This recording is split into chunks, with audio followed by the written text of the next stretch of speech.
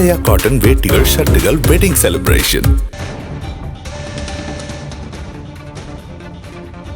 அண்மை செய்தியாக பார்க்கிறோம். முன்ஜாமீன் கோரி பிரஜ்வல் ரேவண்ணா மனு தாக்கல் செய்திருக்கிறார். பாலியல் பலாத்காரம் வழக்கில் சிக்கியுள்ள பிரஜ்வல் ரேவண்ணா முன்ஜாமீன் கோரி பெங்களூரு மக்கள் பிரதிநிதிகள் சிறப்பு நீதிமன்றத்தில் மனு தாக்கல் செய்திருக்கிறார்.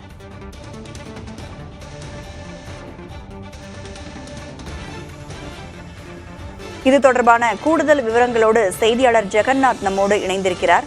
ஜெகநாத், பிரஜ்வல் ரேவண்ணாவை விமான நிலையத்திலேயே கைது செய்ய வேண்டும் அப்படின்னு உள்துறை அமைச்சகம் தரப்பிலிருந்து தகவல் வெளியாகியிருக்கிறது. இந்த நிலையில அவர் முன்ஜாமீன் கோரி இருக்கிறார். அடுத்தடுத்த கட்ட நகர்வுகள் என்ன மாதிரி இருக்கு?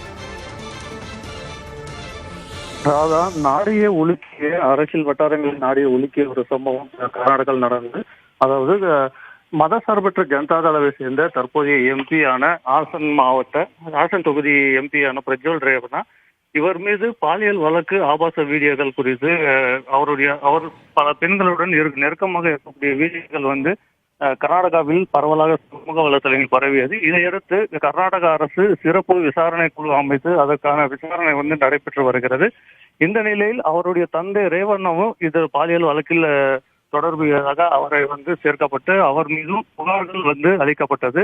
அதாவது ரேவண்ணா மீது 2 புகாரும் பிரஜ்வல் ரேவண்ணா மீது 3 புகார், அது பாலியல் பலாத்கார வழக்கு பதிவு செய்யப்பட்டுள்ளது.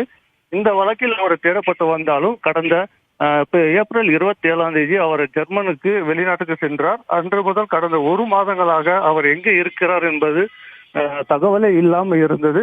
இதனால் எஸ்ஐடியும் பல்வேறு கட்ட நடவடிக்கைகளை மேற்கொண்டு பிரஜ்வல் ரேவண்ணாவின் பாஸ்போர்ட்டை ரத்து செய்ய கர்நாடக அரசு 2 முறை மத்திய அரசுக்கு கடிதம் எழுதியது. அது மட்டுமின்றி நீதிமன்றத்தை அணுகி அவருக்கு எதிராக பிடி வாரண்டும் பெறப்பட்டுள்ளது. இந்த ஒரு சூழ்நிலை தான் கடந்த 1 மாதம் கழித்து திங்கட்கிழமை அன்று பிரஜ்வல் ரேவண்ணா ஒரு வீடியோ வெளியிட்டிருந்தார். இது காழ்ப்புணர்ச்சியால தன் மீது போடப்பட்டுள்ள வழக்கு என்றும் அதே போல அனைவரிடம் மன்னிப்பு கேட்பதாகவும் தெரிவித்திருந்தனர். இந்த நிலையில் அவர் தற்போது பெங்களூர் வருவதற்கான விமான டிக்கெட்டு முன்பதிவு செய்துள்ளார். ஜெர்மனியிலிருந்து நாளை பிற்பகல் 3:30 மணி அளவில் விமானம் புறப்படுகிறது. அந்த விமானமானது நாளை மறுநாள் இரவு 12:30 மணி அளவில் பெங்களூரு சர்வதேச விமான நிலையத்துக்கு வர உள்ளது. இதனால் அவரை கைது செய்வதற்கான அனைத்து நடவடிக்கைகளும் எஸ்ஐடி குழுவினர் மேற்கொண்டு வருகின்றனர்.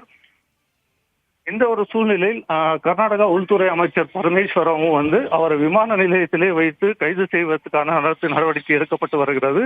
அவர் 31 அவர் கைது செய்யப்படவில்லை. அவர் வரவில்லை என்றால் அதுக்கு பிறகு மற்ற சட்ட ரீதியான நடவடிக்கைகள் எடுக்கப்படும் என பரமேஸ்வர் தெரிவித்திருந்த நிலையில் தற்போது அவருடைய சார்பில் பெங்களூரு மக்கள் பிரதிநிதிகள் நீதிமன்றத்தில் அதாவது 3 வழக்குகள் வலநரசிபுரம் பெங்களூரு சிவில் சைபர் வழக்கு பதிவாகியிருக்கு. அந்த பதிவு மற்றும் மைசூரில் பதிவான இந்த 3 வழக்குகளிலும் அவருக்கு முன்ஜாமீன் வழங்க கோரி தற்போது மக்கள் பிரதிநிதி சிறப்பு நீதிமன்றத்தில் மனு தாக்கல் செய்யப்பட்டுள்ளது.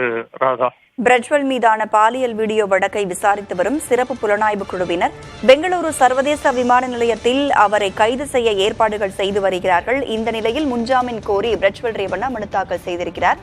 தற்போதைய விவரங்களை வழங்கியமைக்கு நன்றி ஜெகநாத்.